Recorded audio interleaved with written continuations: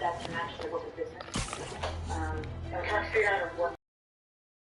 In the end, I decided not to give him access, and we just sent him links because I just didn't. I was like, no, it feels weird. Grant, what we did was like we created a library folder. It's just like not. Oh, got it. Right. And otherwise, it's just their own calls. Local units respond. Well, We do have reports of a it's break-in. not their own calls. Location is Little Tokyo. It's Over. like, sorry, it's like a sales engineer, correct? Or someone. Different sales rep for different set of products. But they're not weren't on the call. Yeah. But they share the customer. Okay. So, like, within Rapid7's Salesforce, just to give you an example, for when we're, like, what the new state awesome would be, is when we're all in one Salesforce, whoever the account team is that's assigned to that account would be able to view calls of that account, but just those, not the entire portfolio, versus, like, myself and the product managers and engineering and support staff would be able to do all calls. Mm-hmm. I mean, if that makes sense. Not a great way to do that today. I've been asked this many times, so I know it's not the top of our product. It's just, it's more of a distraction than anything. Like, because we're new, some of the portfolio sales reps are starting to get more interested in it, but they're sometimes popping in places where it's not ideal for the customer. It's not the best customer experience, and it doesn't set the AE up for the best success. So we try to get in front of it by having an internal call and like having a strategy session and say, hey, you want to be exact, let's do that during the EPR. Having you pop onto a cadence call is not your best bet. It's the wrong guy. But now that they're also starting to get credit for it, they've started popping into our Slack channels and asking, like, where is this opportunity at? Like, where are they at in a true up? Like, are we going to see growth from them this year? Because they're trying to track it towards their own growth. But even that, we also follow a different procedure, which they're not a part of. So it's just weird.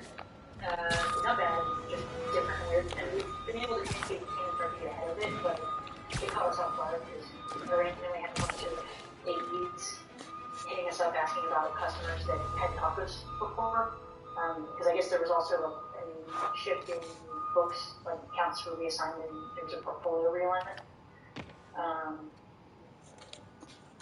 Those are just like little things that I think of that would make for a smoother process, but don't happen. Like as long as we know one way or the other. And Jordan. Rapid7 side probably remember this is just compounded by the uniqueness of the products and the differentiating teams, where the cloud security team is much different than the joint VM IDR teams.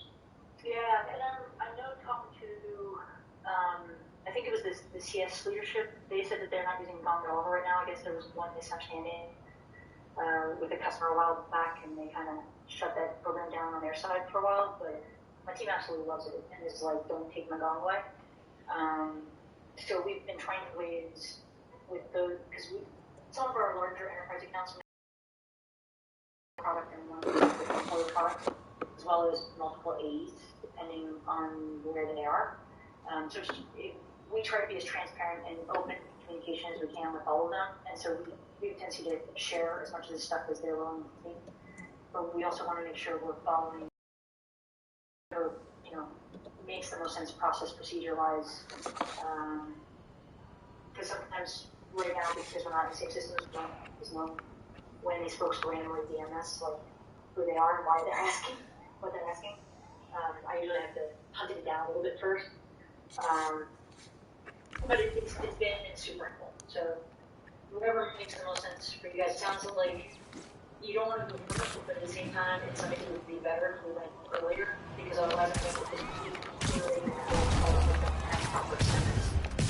We reserve the right to refuse service and knock out any criminals. It says so right on the sign.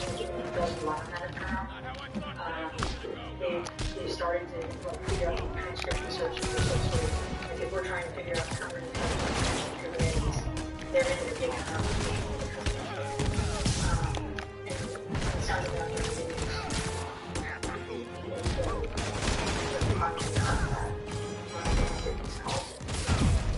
with that in mind.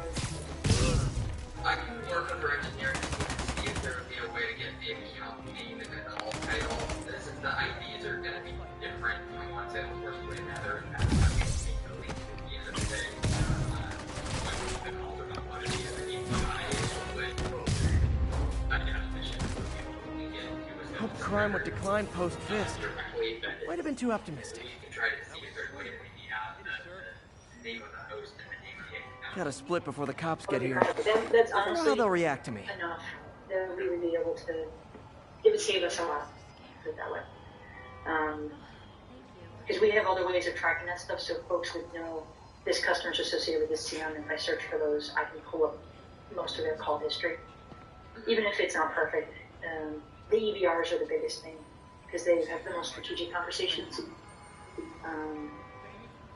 But whatever I can help with to help you guys do that, just let me know. I'll figure it out. Worst case, not that you want your team to have to do this, but they could change the title of the call. Oh, they can?